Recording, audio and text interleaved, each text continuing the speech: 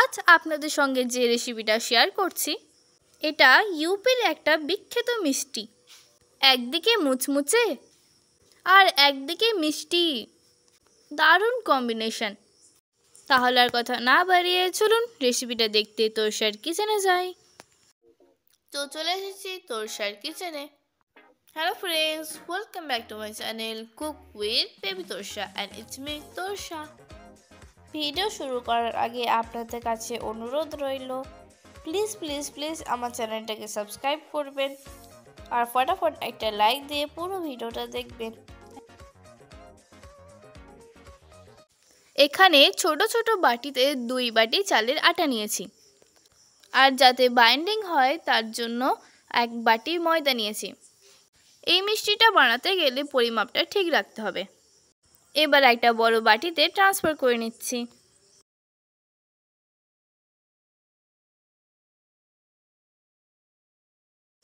দিচ্ছি অল্প একটু এলাচ গুঁড়ো আর অল্প একটু লবণ। এবার শুকনো উপকরণগুলো একবার ভালো করে মিক্স করে নিচ্ছি। এবার গ্যাসে একটা কড়াই বসিয়েছি, দিয়ে দিচ্ছি ওই সেম বাটি করে 3 বাটি জল, ওই বাটি মেপেই 1 বাটি চিনি। এবার ঢাকা দিয়ে জলটা ফুটতে দিলাম। এই দেখেন জল ফুটে গেছে। এবার আটাটা এর মধ্যে ঢেলে দিচ্ছি, সঙ্গে সঙ্গে নাড়তেও হবে। গ্যাসটা বন্ধ করে দিয়েছি। ওই যে বললাম না, এই মিষ্টিটা বানাতে গেলে পরিমাণটা সঠিক রাখতে হবে, তাই আমি যে পরিমাপগুলো বললাম সেই রকমই করবেন, তাহলে দেখবেন আপনাদের মিষ্টিও পারফেক্ট হবে। ভালো করে মিক্স করার পর কিছুক্ষণ ঢাকা দিয়ে রেখে দিচ্ছি, ওই 5 থেকে 10 মিনিট মতো। এবার একটা ট্রেতে ঢেলে নিচ্ছি। হাত দেওয়া যাবে, মোটামুটি অতটা ঠান্ডা হলেই হবে।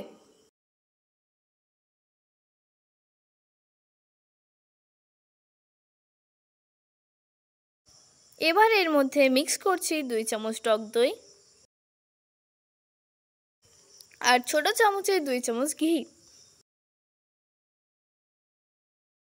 আবারও ভালো করে মিক্স করে নিচ্ছি।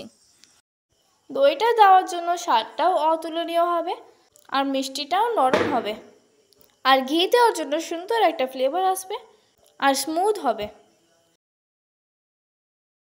এবার দেখুন কত সুন্দর স্মুথ হয়ে গেছে, আর ঘি দিয়েছি বলে ট্রেটাও কিন্তু লেগে যাচ্ছে না।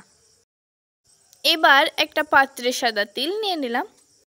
এবার ডো থেকে অল্প একটু লেচি কেটে নিলাম, আর হ্যাঁ, হাতে একটু তেল লাগিয়ে নিতে হবে। তারপর 2 হাত দিয়ে এভাবে গোলাকার শেপ করে নিলাম। এবার তিলের মধ্যে রেখে একটু চাপ দিয়ে দিলাম। শেপটা ফ্ল্যাট হলো আর তেলটাও এর মধ্যে লাগানো হলো।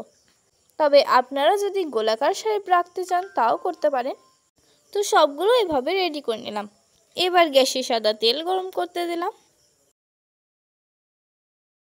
একটুখানি ডো ফেলে দেখে নিলাম তেলটা গরম হয়েছে কি না। হ্যাঁ, তেল গরম হয়ে গেছে। এবার মিষ্টিগুলো একে একে তেলে ছেড়ে দিলাম। গ্যাসের ফ্লেমটা থাকবে মিডিয়াম, কারণ আপনারা তো জানেন হাই হিটে করলে উপরটা পড়ে যাবে আর ভিতরটা কাঁচা থেকে যাবে। একটা সাইড হয়ে গেল, এবার পাল্টি করে দিচ্ছি। উল্টে পাল্টে ভালো করে গোল্ডেন ব্রাউন করে ভেজে নিলাম। কি সুন্দর না কালারটা। ভাজা হয়ে গেছে, এবার তুলে নিচ্ছি।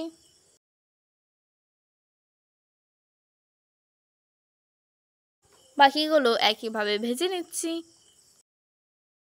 রেসিপিটা আপনাদের পছন্দ হলো? তাহলে আপনি বাড়িতে কবে বানাচ্ছেন সেটা কমেন্টে অবশ্যই জানাবেন। আরে ভয় নেই, আমি যাচ্ছি না।